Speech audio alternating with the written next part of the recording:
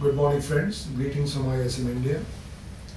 The focus of today's session, which is session number 3, is on international sourcing. As you know, over the years, globalization has increased quite a lot. So people are trying to look around the best sources worldwide where they can find their products and services at economical price and at a quality level. So international sourcing, obviously we'll have 4 topics under international sourcing. We'll be talking about international sourcing and how do we identify. Welcome to international sourcing, the learning journey part. So this is our session 3. In this session, we will be covering identify and assess the international market to source goods and services. So there are going to be 7 questions out of 150 in this agenda item. The next would be the develop international sources of goods and services. So first you identify, now you're talking about developing part, 6 questions. And lastly is how to develop and maintain the documentation part, is 4 questions. So all put together, under this session you will be having 7 plus 6 plus 4, 17 questions around out of 150. So it's around 11% of the whole content. Now international sourcing, as I said earlier around, is becoming very popular because of the global, as you see, the trend is towards the global sourcing. People are trying to find which are the low-cost countries where they can find goods at economical price and quality-wise. So if I look around, international sourcing can provide you such benefits as greater quality, lower prices, and better competitions around. Now, second one is international business requires understanding of cultural awareness. It's wonderful to go for culture, international, but then there are issues as well. How do we take care of cultural issues around? Business requirements, infrastructures. In some countries the infrastructure is very good. Some cases the infrastructure is very bad, could be at the port level, at the road level. So whole transportation things, cost could go up. There are risks also there around, the balance of cost and benefits. Cultural awareness, is sometimes when we say culture, it's a combination of many elements around. So it's a sum and understanding of the human interactions. It could cover the way people behave, the way people education is background around. It covers many elements around. Another major barrier is resistance to change from a long-standing suppliers. I know many of us have already some good suppliers in our neighborhoods, within the country, in the regions, in the city around. So we feel comfort, it's a comfort level around. The moment we want to go for the international sourcing, the price may be 70%, 60% of the local one. So there are many barriers, mental barriers, other barriers as well. Now here the Krasik portfolios talks about 2x2 matrix.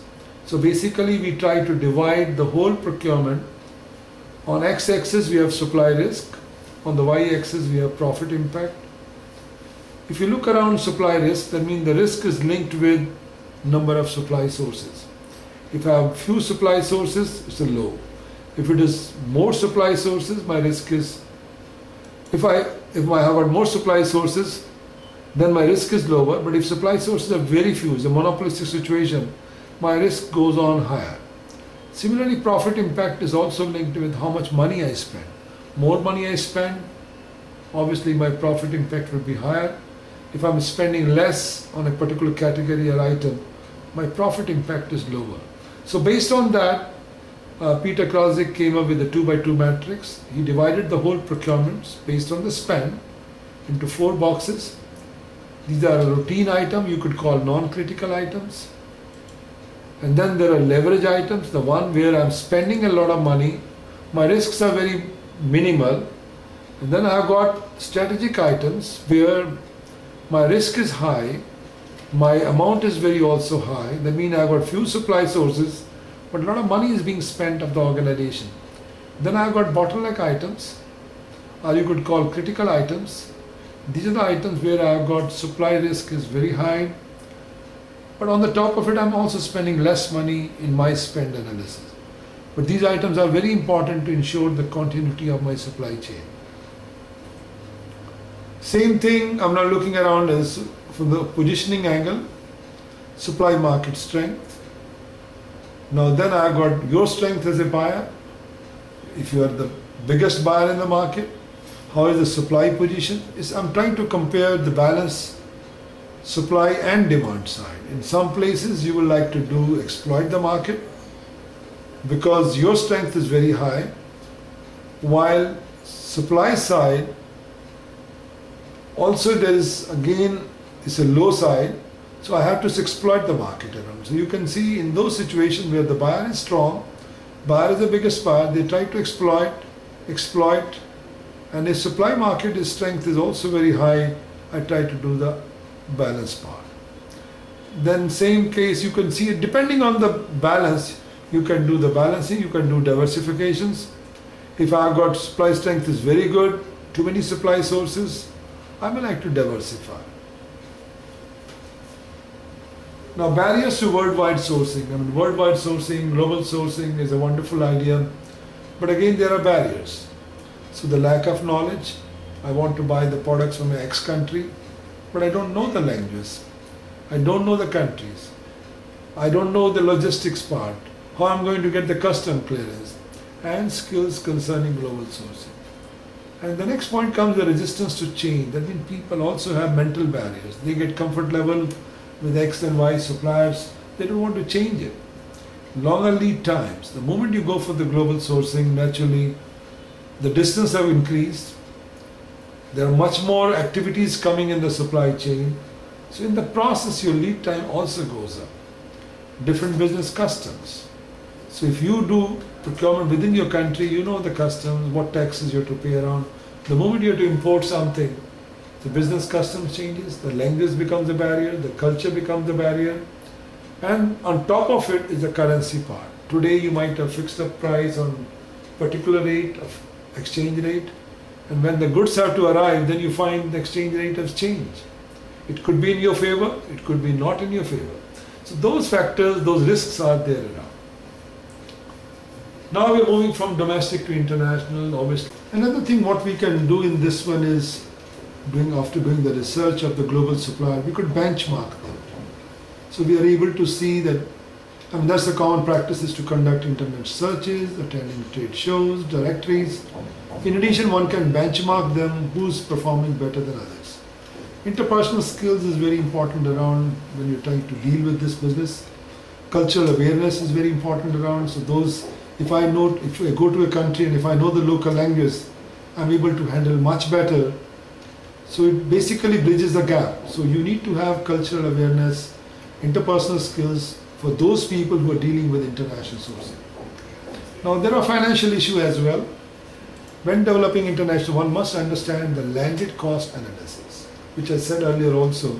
It is not just the price comparison of a domestic one with the international. You have to look around the landed price after including the logistic, custom clearance and possibility of losses.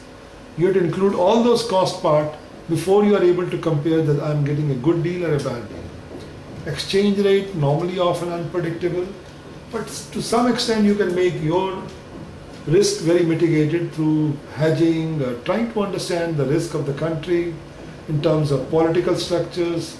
Is the government having a stable politics? If it is not stable political system, then naturally the exchange rates could go anytime up and down. Payment mechanisms, the common method is in the international business is letter of credit, which we call LOC. Another method is also the bill of exchange, a draft. So LOC is the most common one. There are taxes which are based on percentage base called ad valorem. That means whatever is the cost of the item on the books, percentage of that is a part of the taxes. Value added tax could be there on top of it. Fees to expedite custom clearances. Tariffs is a custom duty which is payable depending on the category of the items. Any item which is crossing the boundary, there is a tariff involved around, the custom duty involved around. So there could be export duty on one side, and other side could be import duty. So these elements need to be studied as a part of the financial issue. Then there's a duty drawback. So sometimes a duty drawback is a refund of custom duties as an importer receives when it re-exports the goods around. Suppose you're getting some goods, some components from outside, And after assembling them, you're trying to re-export to another country. So that refund could be available as a duty drawbacks. Letter of credit, it basically assures the seller that it will be paid for the shipment. I'm shipping goods around, but I'm not sure whether I'm dealing with the right suppliers. Will I get the money or not? So the letter of credit, which is a guarantee through the banks, that means the moment they get the shipping document, the moment they get cleared, okay, goods have been sent, ownership has been passed on to the buyer, based on LOC, I can get my funds. Paid when accurate and appropriate documents is presented. This could be irrevocable and irrevocable. Irrevocable means you can't change it. It is not that you are issued a LOC and tomorrow you say, guys, I'm making this change, I'm cancelling the orders. So irrevocable means you can't revoke it. Revocable means you could make changes, you could do that. Now international transaction costs, we need to look around. Obviously there's a base price. There's a tooling cost involved around. There's a packaging cost, because when you're doing a local distribution, the packaging may be simple. But when you're importing, the packaging could be much more complex. Then there's an escalation factor also. Then there's a transportation cost also. Then there's a custom duties also involved around. Insurance, because you're trying to insure your goods against theft, against losses, against flooding, against ship getting overturned, or whatever you could call it around. You're trying to do the insurance part.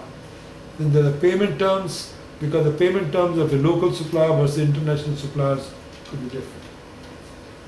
Now the development of a business case, so whenever you move from local supply sources to international supply sources, the global supply sources, you need to develop your business case before you make a change.